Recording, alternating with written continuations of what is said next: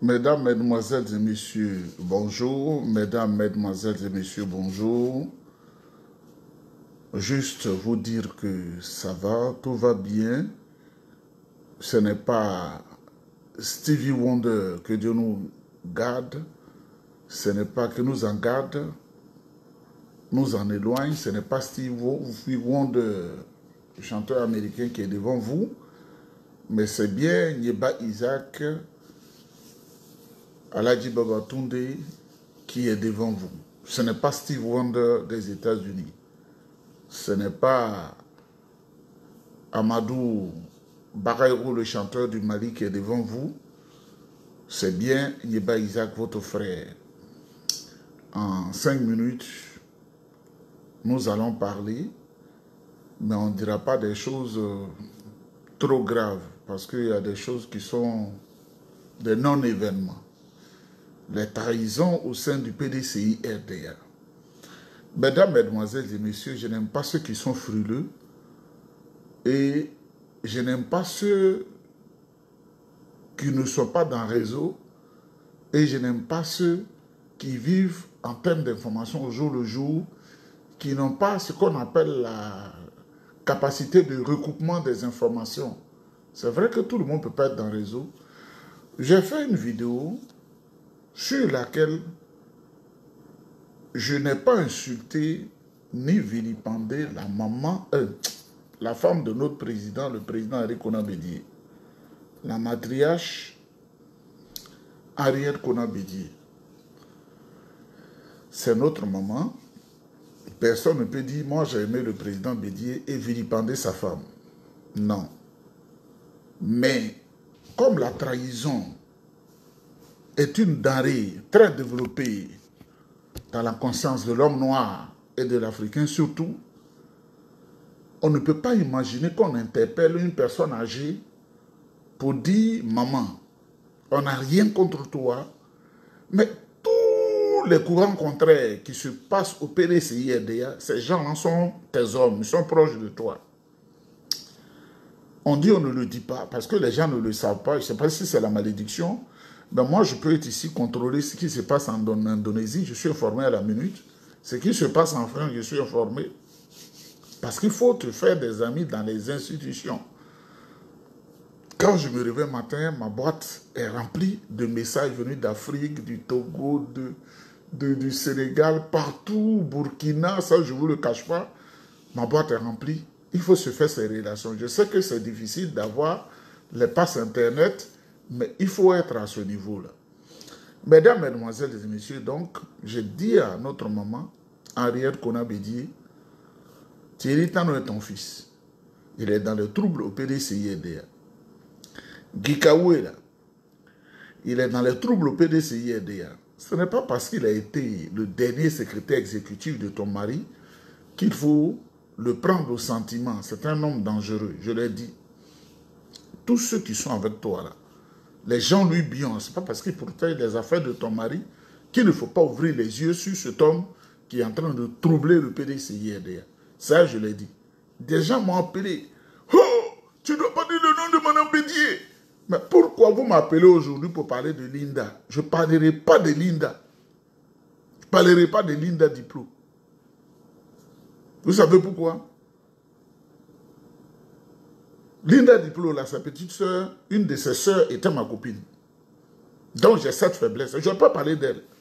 Et si je parle d'elle, comme vous n'avez aucune information, vous allez appeler pour insulter, c'est-à-dire, je suis en train de travailler, je ne dois pas, même pas prendre le téléphone, mais je vais recevoir 1000 coups de fil, parce que vous ne savez rien. Pourquoi vous êtes si frileux? Mais Linda a bien fait alors. Elle a bien fait de nous quitter. Parce que vous êtes comme ça. Ce n'est pas comment Dieu a fait votre âme, parce que la lumière qui est sur l'âme là, ce n'est pas tout le monde qui a les 7 étoiles, hein. Les avatars, là, ce n'est pas avatar, le mot mal utilisé sur les réseaux sociaux, mais les avatars, c'est-à-dire des grands hommes. Moi, je n'ai rien contre Linda. Parce que si tout de suite, je fais une vidéo pour dire ce qu'elle a fait n'est pas bon, c'est vous les mêmes, là, qui ne savez rien de la politique, ou bien peut-être qui découvrez la politique en 2025, qui allez insulter. Donc, je ne le ferai pas. Seulement ce que je vais dire, Ce qu'on appelle les trahisons, mais ça fait partie de la politique. C'est pourquoi nous, ça ne nous ébranle pas. Le président Houphouët-Boigny, de 1945 à 1950, est-ce qu'il n'y a pas plus de 500 000 personnes qui l'ont trahi dans la lutte? Je ne veux plus citer des noms, parce que vous êtes des clowns qu'on doit tromper tous les jours. Même quand la vérité est là, on doit vous tromper. Parce qu'il y a des gens qui se réclament aujourd'hui du PDCI et EDA, qui agissent comme leurs parents qui ont trahi Houphouët-Boigny. Il y en a dont les parents étaient dans le complot du guébier pour faire tomber Houphouët-Boigny, qui se disent, ils sont des capitaines, ou je ne sais pas, courage ou bien quoi. Moi, je possède l'histoire comme ça, de la Côte d'Ivoire. Parfaitement. Si tu m'interroges de 1901 jusqu'à aujourd'hui, là, je veux parler de la Côte d'Ivoire dans cette profondeur. Je sais tout. On m'a appris et j'ai cherché à comprendre. Et j'aime apprendre. Quand je me suis inscrit à l'université hébraïque de Jérusalem, on m'a présenté un document sur l'arrivée des religions en Côte d'Ivoire. Je vais vous dire, c'est le document sur ces 20 dernières années qui m'a le plus séduit. Mais toi, tu ne sais pas, tu es dans l'église catholique comme un mouton, comme un militant RDR. Tu es dans l'église, je ne sais quoi, Assemblée de Dieu qui est venue en 1958 en Côte d'Ivoire, comme un mouton. Tu es venu, tu es à, comment on appelle, église Baptiste Œuvre Mission, qui est arrivée en Côte d'Ivoire en 1975, comme un mouton. Tu ne sais rien. Comment Dieu t'a créé. Donc, pour dire que ceux qui parlent de la trahison, moi, je les invite à être forts dans la tête. À être forts dans la tête. Si tu n'as pas vécu au temps du président Houphouët-Boigny, au temps du président Houphouët-Boigny, que tu ne sais pas beaucoup de choses, mais au moins, tu es contemporain d'une situation, mais tu ne sais pas encore. Tu te regardes, tu te mets, si tu veux, mets-toi nu. Parce que quand tu te mets nu, pendant 2 heures de temps sur le miroir, si tu es concentré, Dieu va te dire réellement ce qui ne va pas dans ta vie. Parce que, vous savez, quand on est nu, hein, et le jour où on doit partir, on est nu. Donc, la nudité te révèle en réalité ce que tu es. Dieu va te dire pourquoi tu es comme ça. Pourquoi tu es un ignorant, pourquoi tu es un idiot, pourquoi tu es un sourien. Dieu va te révéler ça devant le miroir. Parce que le miroir, c'est une force impensable. Donc, quand on part de 1990, ceux qui ont bien mangé là, entre 90 et 93, qui avaient la primature, et le président Houphouët-Boigny était malade, c'est Alassane Ouattara. Quand il a mangé, il a fait tout ce qu'il pouvait faire pour troubler l'économie de la Côte d'Ivoire et qu'il a voulu prendre le pouvoir dans les mains de Bédier, ça n'a pas marché. Le président Houphouët-Boigny est mort et nous a montré son ingratitude. Il dit, je ne suis plus au PDCI EDA. Est-ce que le PDCI a disparu? Pourquoi les gens sont si frileux? Ils ont le mouchoir et pleurent seulement. Nous, on s'en fout, on avance. Hein? Quand il a mort le Jenny Kobeda, avec sa misérable petite licence d'université, à qui on a tout donné, j'ai dit misérable petite licence d'université. Et je le répète, avec sa petite misérable petite licence d'université, on ferme les yeux et puis on écrit licence là. Et tous se disent, ils sont rénovateurs, les Mel Théodore, avec je ne sais pas qui là. Ils ont trahi le PDCI RDA. Ils sont allés créer le RDA pour combattre le PDCI RDA.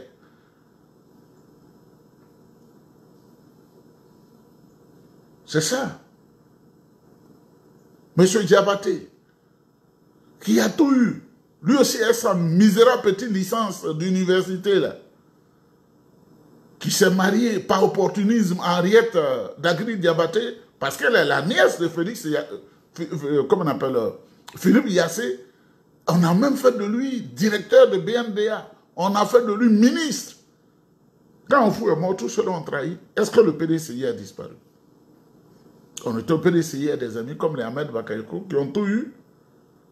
Ils ont trahi. Est-ce que le PDCI a disparu? Mel Théodore, il était l'ombre de lui-même. Il est allé avec des gens. Jenny Kobiné est allé avec les gens. Le PDCI est resté là. Ils ont fait un coup d'état au PDCI avec des complicités en interne. Est-ce que le PDCI a disparu? Pourquoi gratter le PDCI? Le PDCI ne disparaîtra pas. Hein? Je vous le dis. Hein?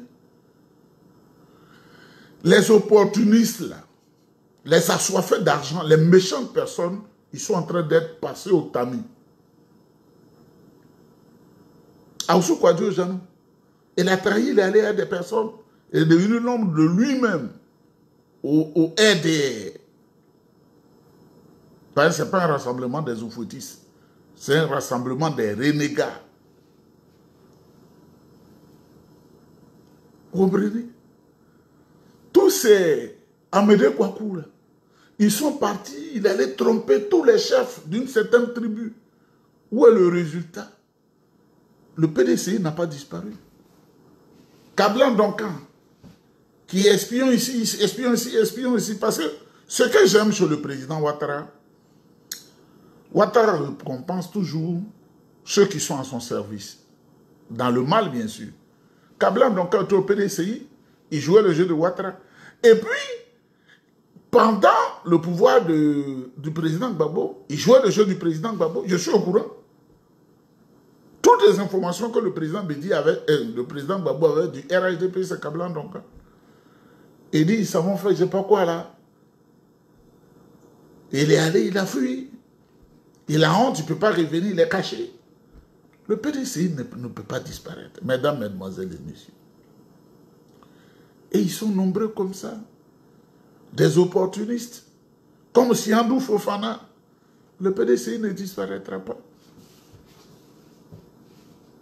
Quel est ce parti qui est si fort?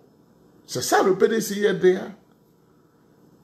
Donc, si aujourd'hui, notre sœur Linda, elle est fatiguée, on vient librement dans un parti politique et à un moment donné, on estime que je ne suis plus dedans. Bon vent à elle. Bon vent.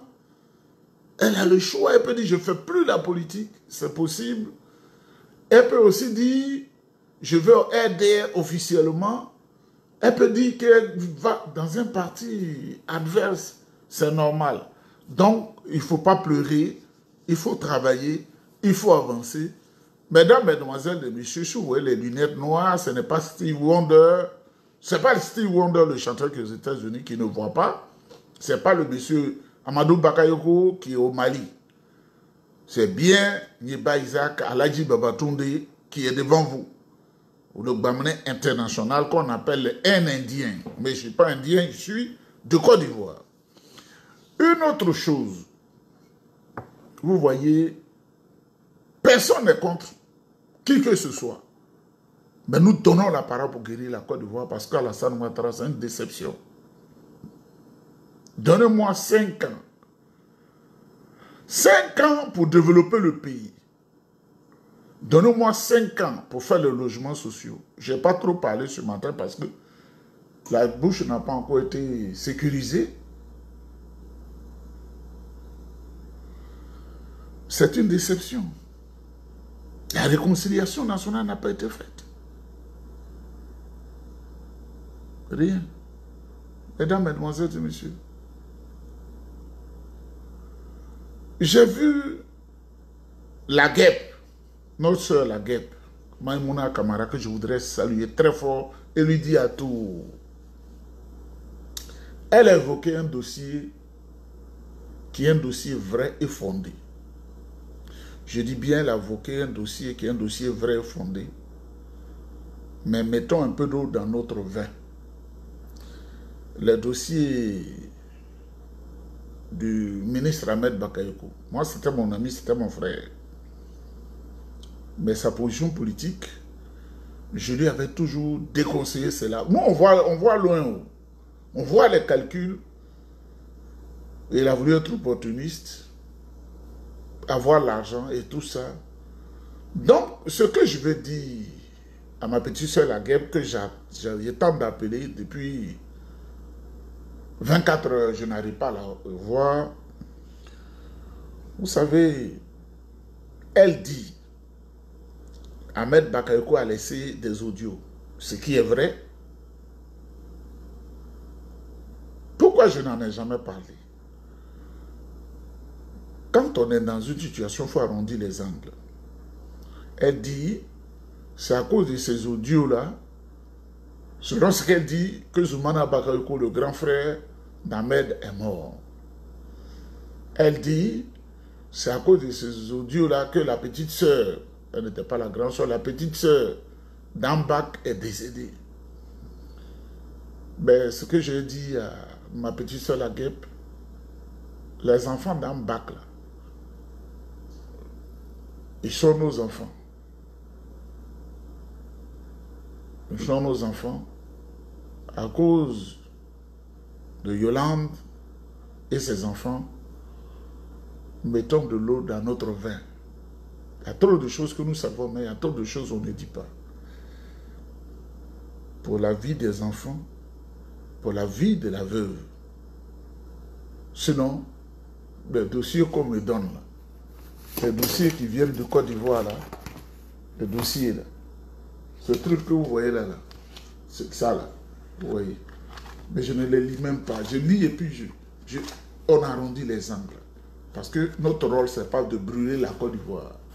Notre rôle, ce n'est pas de brûler la Côte d'Ivoire. Vous avez écrit jusqu'à fatiguer. J'ai écrit.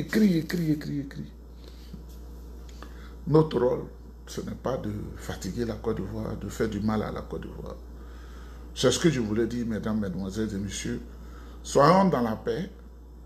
Nous allons vers les élections et le Conseil constitutionnel peut sortir dans d'eau. Ça, c'est l'expression des jeunes de Côte d'Ivoire, peut sortir dans d'eau. Ils peuvent dire aujourd'hui qu'ils proclament les résultats ou demain ou le 10. Ils sont jusqu'au 10. Mais soyons tous vigilants. Chacun dans son leket. Et puis, on attend. Parce que cette année-là, Alassane Ouattara, c'est fini. Bonne journée à vous. Et on se reparle certainement quand je serai en train d'aller me chercher. Maintenant, je vais donner un conseil aux jeunes qui interviennent sur les réseaux sociaux. Peut-être qu'ils découvrent la politique maintenant. Je voudrais parler à Kamara Maïmouna. Je sais qu'elle se protège. Je voudrais parler à Soulé de Paris. Je sais qu'il se protège. Je voudrais parler à Simon, ce qui lui est arrivé là. Je voudrais parler à Doumbia Zouzou le Gangaba. Je voudrais parler à mon jeune frère Hugo de Paris. Je voudrais parler à tous ceux. Vous savez, quand tu interviens sur les réseaux sociaux, ce n'est pas tout le monde qui est content. Hein? Ce que tu dis là, ce n'est pas tout le monde. Si tu es un alcoolique, il faut laisser ton combat. Quel que soit ton bord, si tu es un alcoolique, ils vont t'empoisonner. Parce qu'il faut dire, si tu es un alcoolique, ils vont t'empoisonner. Si tu acceptes n'importe quelle invitation à manger comme un porc qui mange partout, ils vont t'empoisonner. Si tu n'as pas une ligne de déplacement en voiture, protégée par certains services qui t'informent, ils vont te tuer. On peut saboter même ta voiture. Et puis le frein ne prend plus, ils vont te tuer. Mais surtout les empoisonnements. Parce que si on sait que tu fréquentes tel maquis, surtout vous qui vivez comme des chiens à Paris, là, tous les maquis africains, si on veut t'éteindre, il y a beaucoup qui ont éteint parce qu'ils ne se surveillent pas. Quoi, je vais le gourou. Quand tu fais la politique et tu donnes la parole, il y en a qui sont contents, il y en a qui ne sont pas contents. Tu oublies de te protéger. Tu ne sors plus à toutes les femmes. Comme on m'a rapporté un fait à Paris où cet intervenant-là, toutes les vieilles femmes veuves ivoiriennes, il est dans leur lit. Tu vas mourir. Ils vont t'empoisonner. Et puis c'est des poisons doux et lents. Tu vas souffrir sur 6 mois ou 1 an. À chacun de se protéger, à chacun de se défendre. Parce que la nébuleuse qui est à Abidjan, là, il ne s'amuse pas. Hein? Il ne s'amuse pas. Il peut même donner 10 milliards pour tuer un être humain. Mais il ne peut pas mettre des médicaments dans les hôpitaux. Ce sont des faux types. Que Dieu vous protège, on est ensemble.